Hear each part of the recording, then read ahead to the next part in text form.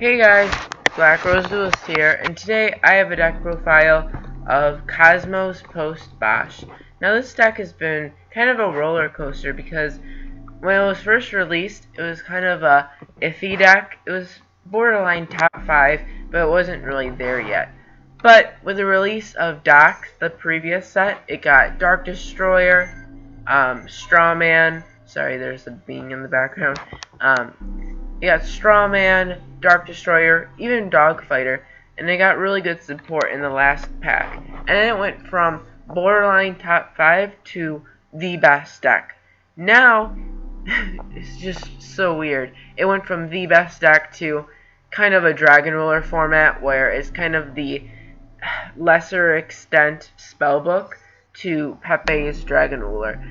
The deck went from 5-ish to number 1 to, I mean, it's okay, but it's not as good as Pepe, which is kind of funny because it's only been about 6 months since their first release. So, anyways, the deck can compete against Pepe. It's just a matter of can it really beat it on a consistent basis.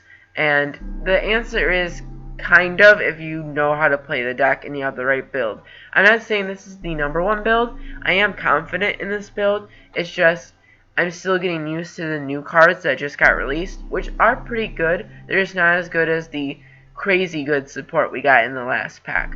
But it's still good, and it makes the deck better. I'm just getting used to the build, and I'm trying to make it so the deck can beat Pepe on a consistent basis, but it's not dedicated to just Pepe, if that makes sense. So, I don't know what's going on with the webcam in the background.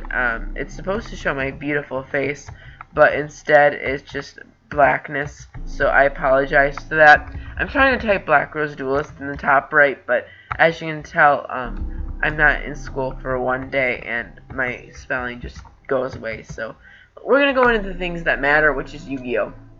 So I'm going to go through the deck list, show things, and then explain things. 2 Dark Eclipser, 3 Dark Destroyer, 2 Forerunner, 1 Dogfighter, 2 Slip Rider, 2 Wicked Witch, 3 Farm Girl, 1 Sword Troopers, 2 Strawman, and 2 Tin Can. For the spells, 1 Ruler of Darkness, 3 Reasoning, 3 Upstart, 2 Twin Twister, 3 E-Telly, and 3 Kozmo Town. For the traps, 2 Cosmojo, 2 Solemn Notice, and 1 Solemn Warning. For the extra deck, or basically the Xyz, 1 Dyson Sphere, Valgrand, Flare Metal Dragon, Master Blades, Draco Sack, Gaia Dragon, Big Eye, Pleiades, Durindal, Ragnar Zero, Silent Arc, Castel, Bisweller, Cowboy, and Mech-equipped Engineer. So, obviously, as you can see, it's kind of a weird coincidence, but there's 10 ships and 10 psychics. The psychics bring out the ships, and then when the ships die, you can either bring out a smaller ship or a psychic. So, I think this is a good indication of the build because you don't want too many ships and you don't want too many of the psychics because you need the psychics to summon the ships, but you don't want too many psychics because they're not good on their own. And you don't want too many ships because you can't bring them out if you don't have enough psychics. So I think this is a good balance. I think maybe taking out a ship or 2 wouldn't be too bad, but then also you'd have too many psychics, so it'd kind of be an out of balance. So I think 10 and 10 is good, mostly because you have 3 Kozmo Town, which is very easy to search. And Kozmo Town fixes all your issues because it's basically mulligan where you can shuffle back any number of Cosmos and draw that number of cards. So if you have too many ships in your hand or too many psychics in your hand, that can easily balance it. So that's why I don't think the 10 and 10 is bad. I think it's pretty good. You also have Reasoning now. Reasoning is decent pre this new pack. In this new pack, Reasoning is fantastic. The reason why I say that is because they really easily can call 8, and then you'll get Dark Destroyer and you'll be sad. Now you have a card that is even better to play than Dark Destroyer in some cases, and that's Dark Eclipser, and that's level 9. The chances of them calling a level 9 are very, very low, and the chances of you getting a Dark Eclipser are now higher than getting a level Dark Destroyer being your only level 8. So, if that makes any sense. Now that you have Dark Eclipser, you have a chance of being a really big ship that isn't Dark Destroyer, and your opponent will typically call the 8, so now you can get a level 9 that's just as good as Dark Destroyer, as easy, if that makes any sense. So, Dark Destroyer basically was the only way to deal damage. Not the only way. Forerunner can deal pretty big damage, but it was the main way of dealing damage because it can't get targeted and it destroys back row. It destroys monsters on the field. Sorry. But with Dark Eclipser, it's more of a protective Dark Destroyer. Instead of destroying stuff, it negates traps. So, if you want to go for more of the kill, and your opponent already has an empty field, Dark Eclipser is better because it can negate those traps like Mirror Force, Stormy Mirror Force, Burning Mirror Force, Quaking Mirror Force. There's lots of Mirror Forces now. The only thing it can't negate are counter traps, which is kind of sad because Solemn Strike and Solemn Warning are going to get more popular nowadays. But it can negate the Mirror Matches Kozmo and other traps such as the Black Wings, Black Sonic, and some of the other stuff. So Dark Eclipser I think is good at 2 because not only does it have the 3000 untargetable factor, but it can negate traps, and when it dies you can search for level 8 or lower Kozmo, which basically translate into search any Kozmo monster because they're all level 8 or lower besides him. The 3 Dark Destroyer I think are good because it's the best Kozmo monster, it's the best Kozmo ship. Dark Eclipser, I guess I did say was kind of equal, but I think destroying the one monster is better because you can destroy your own ships, and then when the ship dies, you can banish it to some more ships, so it gives you more versatility, but both are still good to have, especially with reasoning at 3. The Forerunner, I cut it down to 2. It was at 3 or 2, but now it's for sure at 2, because 3 would be way too much. 1 Dogfighter, I actually really like Dogfighter.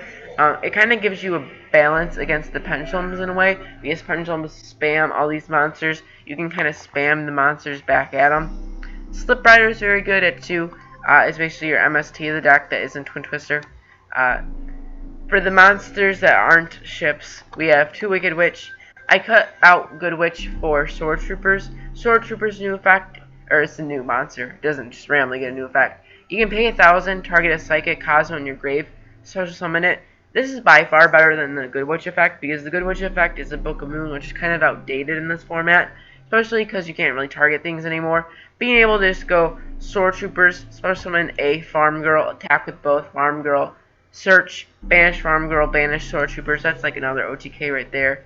You can also summon Strawmans or the new Tin Can, so I think Sword Troopers is better at 1 than Good Witch is at 1, especially because everything Good Witch does, Wicked Witch does better with stronger attack too. 3 Farm Girl, 2 Strawman, and the new Tin Can. Tin Can, it makes the deck a lot more consistent at the end phase, during either player's end phase, I may add.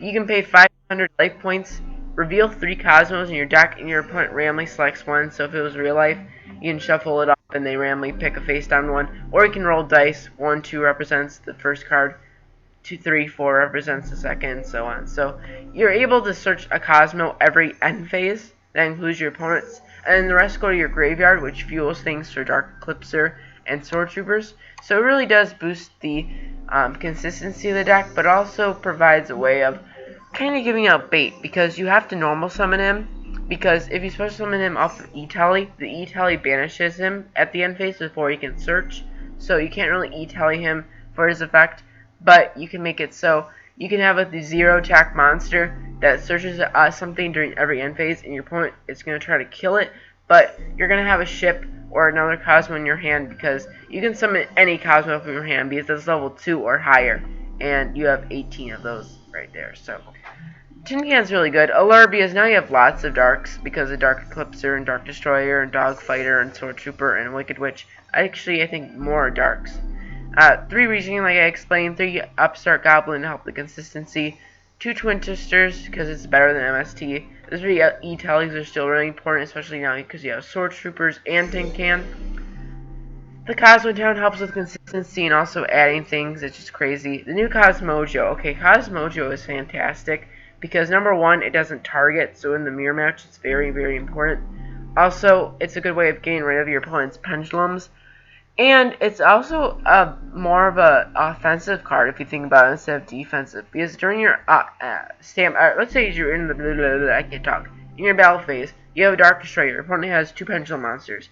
You attack over one of the Pendulum monsters. Then you play Kozmo, destroy the Dark Destroyer, banish the other Pendulum, so now they have no monsters in the field. Then you get Dark Destroyer's effect to summon a Forerunner. They can attack directly with Forerunner. So as you can see, it's more than just a trap. It's not just a trap, it's also an offensive counter to your opponent. Obviously, the 2 Solemn Notice and the Warning, you could possibly put the Notice to 3. I just thought that was kind of overkill. The Pendulum Pepe matchup is really bad, and you need these. I'm not going to go too into detail in the extract because it really doesn't matter too much. In Kozmo, you don't go into it that much, but if you do, you have it. So that's really the deck profile. As for going into the format, Kozmo is definitely the spell book of the format, maybe even less important than the spell book was, because the deck is just it's inferior to Pepe, but it's also the best of the non-Pepes, if that makes sense. It's either this or Magispector, but I think this has the edge. So tell me what you think about this Kozmo build. I think it's pretty good. Obviously, the new Bosch stuff just came out, so I'm still testing it and seeing what works and what doesn't work. And I think this works pretty well. But make sure to comment down what you would change with this deck profile, and also what you think about Kozmos going in this new format. So if you like this video, please make sure to comment, rate, and subscribe, and I'll see you guys next time. Goodbye.